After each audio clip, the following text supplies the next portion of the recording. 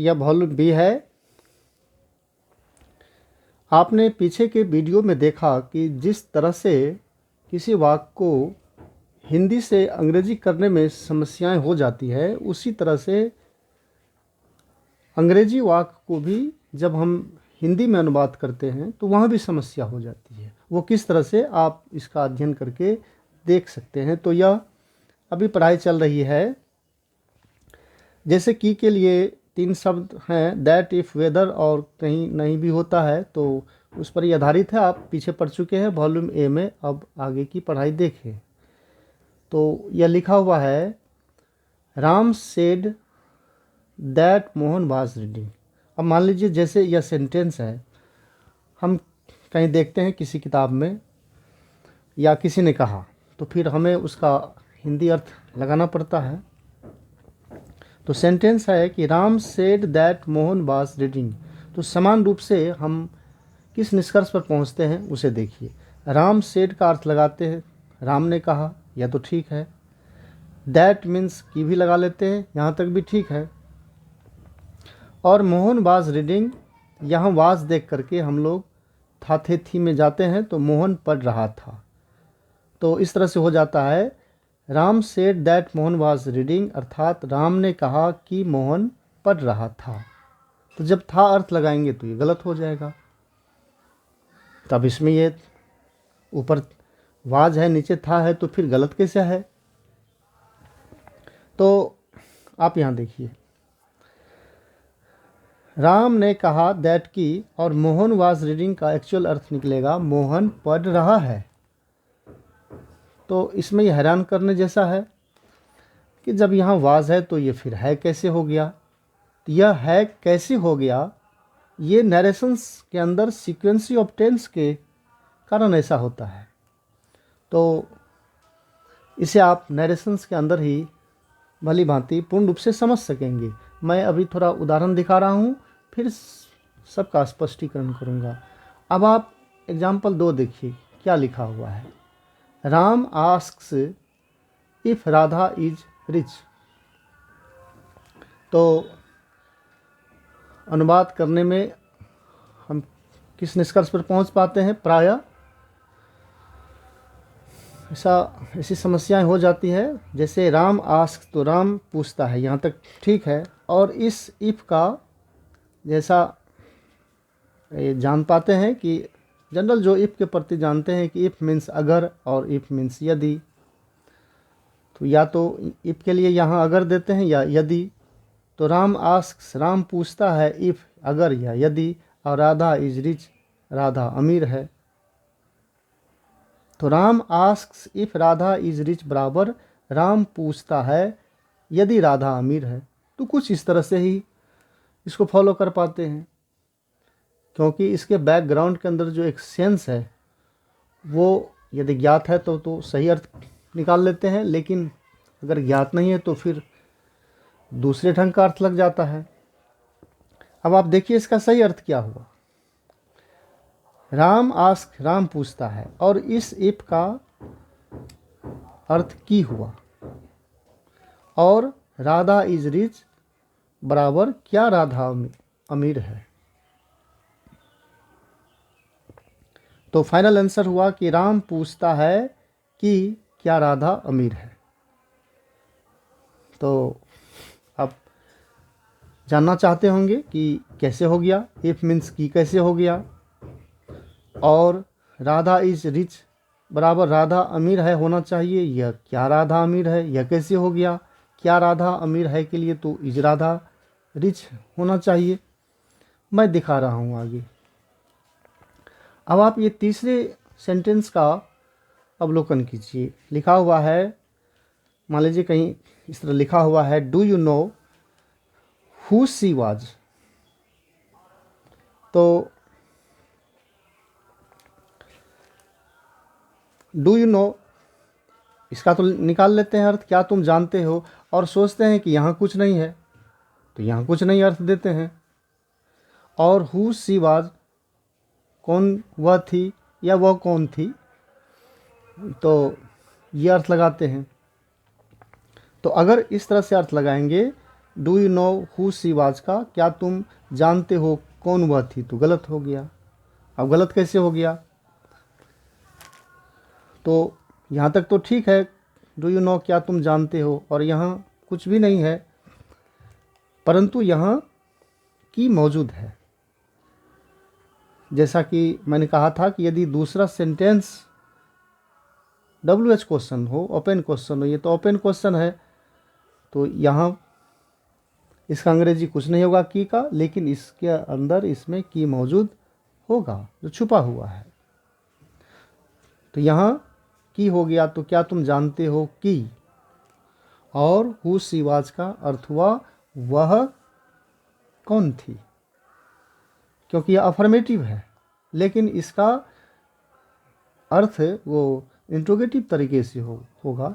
ये मैं आगे आप देखिए, ये सब नरेशन में किस तरह से हो जाता है, कैसे हो जाता है, ये आप देख सकते हैं स्पेशल नोट्स के अंदर। अब आप इसको पढ़िए और देखिए कैसे कैसे ये सब हो रहा है। Ram asks if Radha is rich, तो राम आस्क बराबर राम पूछता है, इफ बराबर की, और राधा इज रिच बराबर क्या राधा अमीर है। तो ये जानने की जिज्ञासा बनी हुई है कि वो तो ठीक है, वो सब समझे, लेकिन यहाँ इफ़ का मतलब कि कैसे हो गया, और राधा इज रिच बराबर राधा अमीर है होना चाहिए, और ये क्या राधा अमीर है कहाँ से आ गया। तो इसके लिए आपको नरेशंस के अंदर जाना पड़ेगा। आप यह देखिए कि नरेशन में ये जो राधा इज रिच है वो किस तरह से आया। तो जैसे कि नरेशंस के दो प्रकार हैं, एक डायरेक्ट नरेशन है और दूसरा इनडायरेक्ट है। Ram says is Radha rich, अगर इस तरह से सेंटेंस दिया हुआ है कि राम कहता है क्या राधा अमीर है, तो इसका जब हम लोग इनडायरेक्ट नरेशन बनाते हैं तो कुछ इस तरह से बनता है। राम के स्थान पर राम देते हैं, और सेज के स्थान पर आस्क्स, कोमा के स्थान पर इफ़ या वेदर, और इज राधा रिच को मैंने कहा था अफर्मेटिव तरीके से बनाएंगे। तो इज राधा रिच बराबर राधा इज रिच, तो ये फाइनल बना Ram asks if Radha is rich. तो नरेशन सिर्फ अंग्रेजी में चेंज होता है, हिंदी में नरेशंस का अर्थ जो है सो नीचे वाले का अर्थ अपने ऊपर के ही डायरेक्ट नरेशंस के जो ये सबऑर्डिनेट क्लॉज है, ये जो रिपोर्टेड स्पीच है, इसके अनुसार इसका अर्थ आता है। जैसे राम आस्क, राम पूछता है कि राधा इज रिच बराबर इज राधा रिच, अर्थात क्या राधा अमीर है। तो यहाँ ये जो है राधा इज रिच बराबर क्या है, इसका सेंस डायरेक्ट नरेशन में इज राधा रिच। तो मैंने यहाँ लिखा है इसका अध्ययन और स्पष्टीकरण नरेशन में होगा। जिस तरह से आपने क हर्ष ई कार की का अध्ययन देखा कि उसके लिए 3 शब्द हुए, दैट, इफ, वेदर, और कुछ नहीं भी, और किन किन सेंसों में वो यूज होते हैं। अब आप यहाँ देखिए क दीर्घ ई कार की पढ़ाई। तो आपने जाना कि इसके लिए 2 हैं, एक एपोस्ट्रॉफी एस और ऑफ। तो कहाँ की के लिए इसका प्रयोग करेंगे और कहाँ इसका प्रयोग करेंगे। तो पहली बात है कि दोनों का प्रयोग जो है संबंध दिखाने में ही होगा। फ़र्क इतना ही है कि इसका प्रयोग मानव के साथ करेंगे और ऑफ का प्रयोग निर्जीव जीव जंतु और पेड़ पौधों के साथ किया जाएगा। अभी आप यहाँ देख सकते हैं, जैसे राम की कलम, तो इस की के लिए एपोस्ट्रॉफी एस देंगे, तो नाम लिख करके इस तरह से एपोस्ट्रॉफी एस प्लस ओ दे देंगे, तो राम की कलम बराबर राम्स पेन। और इसमें देखिए कि कमरे की खिड़की यह निर्जीव से संबंधित है, तो इसका अनुवाद कैसे करेंगे, the window of the room, इसको मान लेंगे, इसको O1 ऑफ O2 मान लेंगे, और इसको इस नियम से पुनः हम फिर सेट कर देंगे। पहले दी देंगे, D plus O2 plus of plus D plus O1, तो दी देंगे तो दी हुआ। O2 मांग रहा है, O2 क्या है, विंडो, तो विंडो देंगे। फिर मांग रहा ऑफ, तो ऑफ दे देंगे, ऑफ दे दिए, यहाँ तक आ गए, फिर दी तो फिर ये देंगे, फिर O1 देंगे तो कमरा, तो इस तरह से रूम, तो the window of the room. तो हिंदी में कमरे की खिड़की इस तरह से यह है, और अंग्रेजी में ठीक इसका विपरीत हुआ, जैसे